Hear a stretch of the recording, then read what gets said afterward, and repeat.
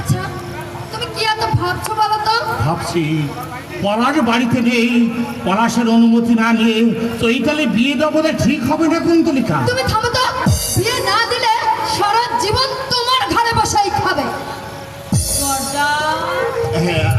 আয় বোনায়, এই কিছু বলবি? আমি কি তোমাদের কাছে খুব ভারী বোঝা হয়ে গেছে বর্দা? চৈতালি, আমি তো কখনো কোনো জিনিসের জন্য আবদার করিনি। যতটুকু পারি এই সংসারের কাজই তো আমি করি বর্দা। আমার তো কোনো দাবি নেই, শুধু পরনে দুখানা কাপড় আর দুবেলা দুমুঠো ভাত। একটা ঝি রাখলেও তো তোমরা তাকে ভাত কাপড় দিতে বর্দা। আমি কেন কেন আজ তোমরা আমাকে তাড়াতে চাইছো? এই বাড়ি এই তাড়াতে চাইতে ভাবছিস কেন রে? এই মেয়েরা কি সারা জীবন বাপের বাড়িতে থাকে রে?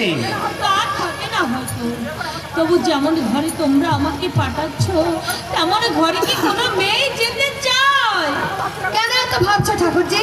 হালদার মশার ঘরে তুমি রাজরানীর মতো থাকবে। টাকা পয়সা সোনা দানা কোনো কিছুর অভাব হবে না। টাকা পয়সা সোনা দানাই তো শুধু মেয়েরা চায় না বৌদি। কি চান কবে? যা চায় তা চাওয়ার সাহস যে আমার নেই। আমি যে অন্ধ। বোঝাই যদি, তবে আবার আপত্তি সুর তুলছো কেন? তোমার মতো অচল মেয়ে হালদার মশাই দয়া করে বিয়ে করছে, এটাই তোমার সৌভাগ্য।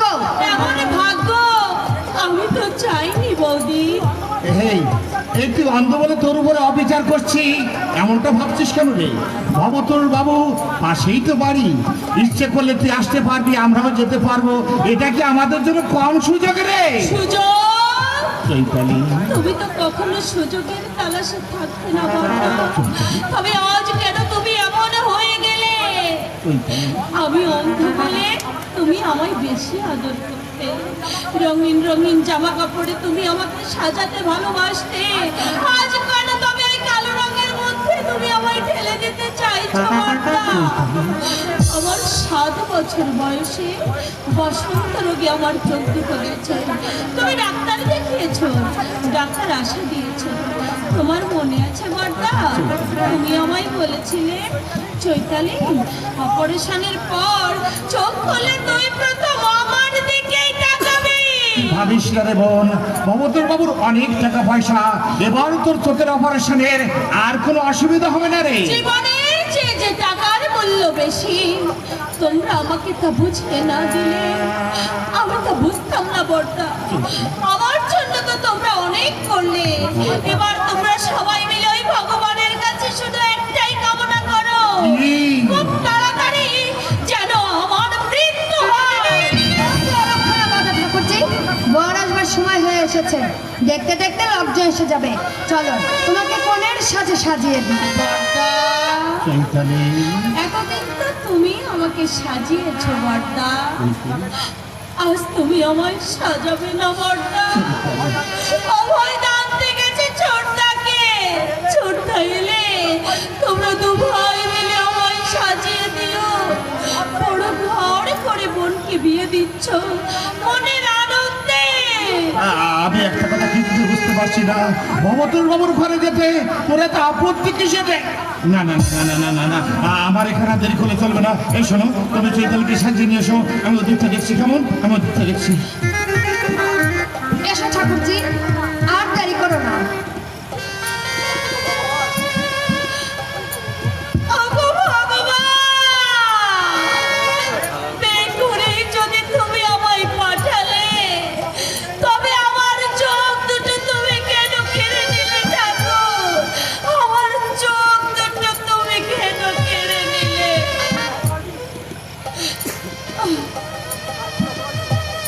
আচ্ছা শতভাগী, কান্নাটা অভ্যাস কর। আরো অনেক কাঁদতে হবে তোকে মা। পঙ্কজ স্বার্থ ছিঁড়ে ফেলেছে, তাই সে গঙ্গা যাত্রীর সঙ্গে তোর বিয়ে দিচ্ছে। আমার আপত্তি মিটল না। পলাশের যদি রোজগারের পন্থা থাকতো তাহলে পঙ্কজ কাজ করতে সাহস পেত না। তুমি দুঃখ করো না মা, আমি অন্ধ, ভাইদের বোঝা হয়ে থাকার চেয়ে এই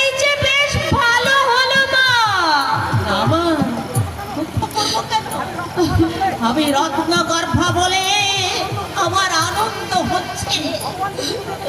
ভগবানকে শুধু ডেকে ডেকে বলি, এমন আনন্দ যেন কোনো মায়ের না হয়। মা, ভাঙন যখন ধরেছে তখন ভালো করেই ধরুন। আমি ভাগ্যবতী, শুধু দাঁড়িয়ে দাঁড়িয়ে দেখি। মা, আমার স্বামী অক্ষম, এক ছেলে স্বার্থপর আর এক ছেলে লক্ষ। মেয়ে অর্থ গঙ্গা যাত্রীর ঘরে বিধবা সাজতে যাচ্ছে। আমার মতো ভাগ্য আর কয়জন আর হয়? তুমি কাঁদছো মা? মা, আমি কাঁদছি না। সুপাত্রের মেয়ে বিয়ে দিলে মায়েদের চোখে আনন্দের জল আসে, এসে আনন্দের জল। মা, এসে আনন্দের জল। মা, আনন্দের জল।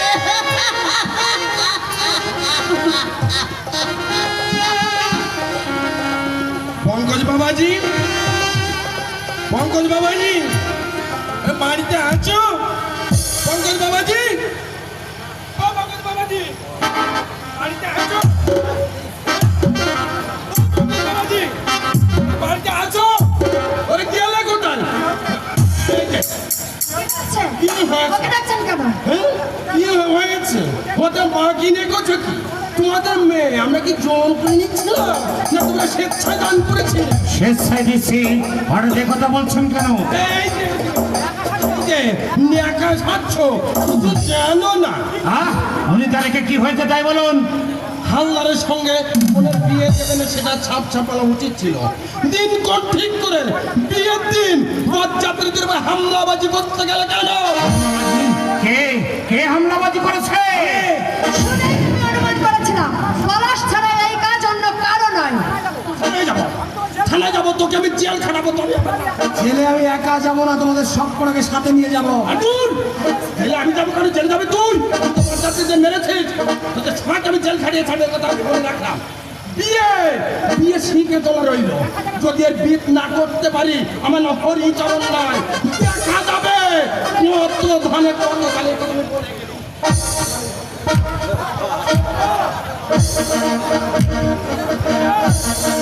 ও বাঙ্কো, 8,000 টাকা হাওড়ারে, 8,000 টাকা পৌঁছে রেখো। খালে শুনুন, পলাশ ছেলে মানুষ। ছেলে মানুষ, ও নাকি ছেলে মানুষ। ছেলে মানুষ বিয়ে দিলে 5-7 জনটা ছেলে বলে বানিয়ে ফেলতো, নাকি ছোট মানুষ ছেলে।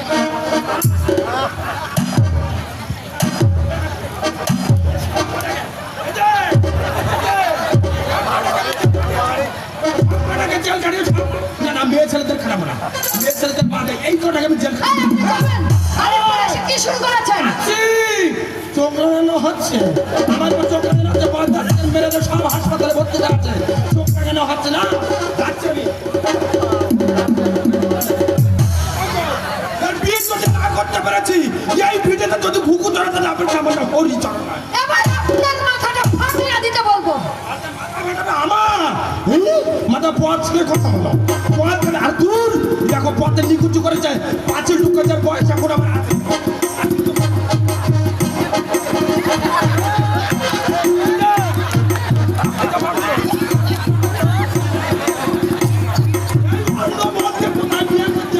আমি না দিকে ছাড়ছি না।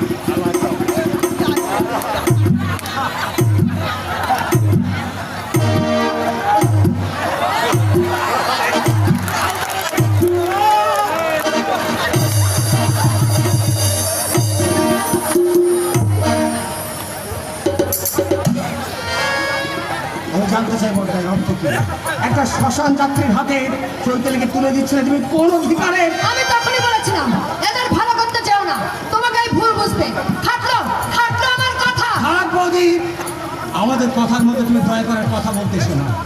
এই সংসারের অনেক ভালোই তুমি করেছো, দয়া করে আর ভালো করবার চেষ্টা করো না বৌদি। মন্দটা কি করেছে শুনি? তুমি শুধু স্বার্থই চিনেছো বৌদি, মানুষ চিনতে শেখনি। খুব তো বলছিস, মনে রাখিস আমার ধৈর্যের কিন্তু একটা সীমা আছে।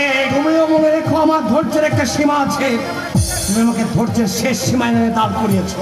অন্ধবোন হিসেবে চৈতালি প্রতি আমার একটা দায়িত্ব ছিল, সে দায়িত্ব যখন পালন করতে দিলি না, তখন ভবিষ্যতে চরিতালির উপর আর তোমার কোনো দায়িত্ব রইল না, তাই তো? হ্যাঁ তাই। মনে রাখবো বর্দা, মনে রাখবো। আর এটাও মনে রাখবো যে কলির রাম স্বার্থের জন্য রাবণ হতে পারে। হ্যাঁ, তাই মনে রাখিস। তোলে শকুন্তলিকা, নয়টা আমাদের ট্রেন, তোলে আমার সঙ্গে। চলে ঠাকুরপো, চিঠি দিও ঠাকুরজি। বড়টাকে তুমি যেতে দিও না ছোটদা। কেন ভাবছিস রে চৈতালি? তোদের বর্দা চলে গেলেও বেকার বাউন্ডুল এই ছোদ্দাটা তো আছে। তোদের দুবেলা দুমুটো খেতে দিতে আমি ঠিকই পারবো রে। ছোটদা, হরি কাকা বলে গেল তুমি নাকি ওদের মারধর করেছো। ওরা যদি থানা পুলিশ করে, আইনের আশ্রয় নিলে ওরাই বেশি বিপদে পড়বে। কিছু না হলেই ভালো। আমি যখন ওদের পথ আটকাই, তখন লাঠি হাতে একটা ছেলে আমাকে সাহায্য করেছিলেন। অন্ধকারে আমি ঠিক তাকে চিনতেও পারিনি। নামও জিজ্ঞাসা করনি? নাম না। তার নাম অনুপম। আপনাকে যেন কোথায় দেখেছি মনে হচ্ছে। এখানেও তো কোথাও দেখে থাকবেন। ওই ভবত সালদার আমার মামা। কয়েকদিন আগে অবশ্য আমি আপনাদের বাড়িতে এসেছিলাম, তখন আপনার সঙ্গে আমার দেখা হয়নি। ওই চৈতালি দেবীর সঙ্গে আমি কথা বলে গেছি। তা আমায় কিছু বলিসনি তো? তুমি তো বাড়িতে ছিলে না। কিন্তু ভাই, মামার বিরুদ্ধে আপনি মামা বলে কি তার সামান্যই আপনার মেনে নিতে হবে? তার কি কোনো যুক্তি আছে? মানুষ আছে রে চৈতালি, জগতে সবাই স্বার্থপর নয়। আচ্ছা, আমি এখন চলি। একটু চা জল খাবার। আজ নয়, অন্য একদিন এসে খাবো। চলি, নমস্কার। নমস্কার।